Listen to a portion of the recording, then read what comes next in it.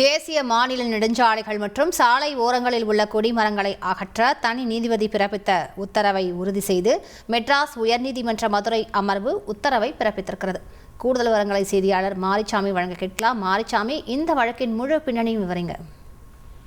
தேசிய நெடுஞ்சாலைகள், மாநில நெடுஞ்சாலைகள் மற்றும் சாலை ஓரங்கள், ரோட்டோரங்களில் உள்ள கொடிமரங்கள், அதாவது கட்சி கொடிமரங்கள், அமைப்புகளின் கொடிமரங்கள் ஆகியவற்றை அகற்ற தனி நீதிபதி மெட்ராஸ் உயர் நீதிமன்ற மதுரை அமர்வின் தனி நீதிபதி பிறப்பித்த உத்தரவை உறுதி செய்து மெட்ராஸ் உயர் நீதிமன்ற அமர்வின் 2 நீதிபதிகள் அமர்வு உறுதி செய்திருக்கிறது. அந்த உத்தரவை தனி நீதிபதி இளந்திரையன் பிறப்பித்த உத்தரவில் எந்த தவறும் இல்லை என 2 நீதிபதிகள் கொண்ட அமர்வு தனது உத்தரவில் தெரிவித்திருக்கிறது. அதுபோக அனைத்து அரசியல் கட்சிகளும் தங்களின் அலுவலகங்களில் கொடிமரங்கள், கட்சி கொடிகளை வைத்து பறக்க விடுங்கள், கட்சி கொடிகளை வைத்துக் கொள்ளுங்கள், சாலைகளை பயன்படுத்தாதீர்கள் என நீதிபதிகள் கருத்து தெரிவித்திருக்கிறார்கள்.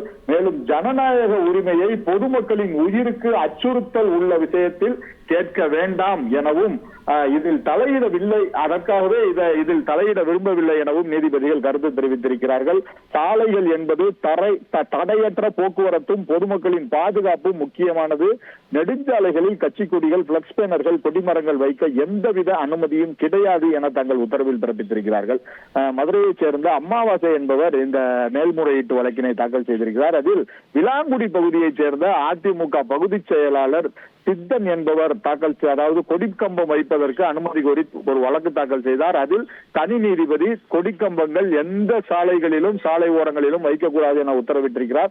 அந்த உத்தரவு சட்டவிரோதமானது, ஆகவே அதை மாற்றி அமைக்க உத்தரவிட வேண்டும் என கேட்டிருந்தார். அந்த வழக்கு நீதிபதிகள் மெட்ராஸ் உயர் நீதிமன்ற மதுரை அமர்வின் நீதிபதிகள் நிஷாபானு, ஸ்ரீமதி ஆகியோர் கொண்ட அமர்வு முன்பு விசாரணைக்கு வந்த பொழுதுதான் அந்த உத்தரவு உறுதி செய்யப்படுகிறது என உத்தரவிட்டு நீதிபதிகள் இந்த வழக்கை முடித்து வைத்திருக்கிறார்கள். விரிவான விவரங்களுக்கு நன்றி மாரிச்சாமி.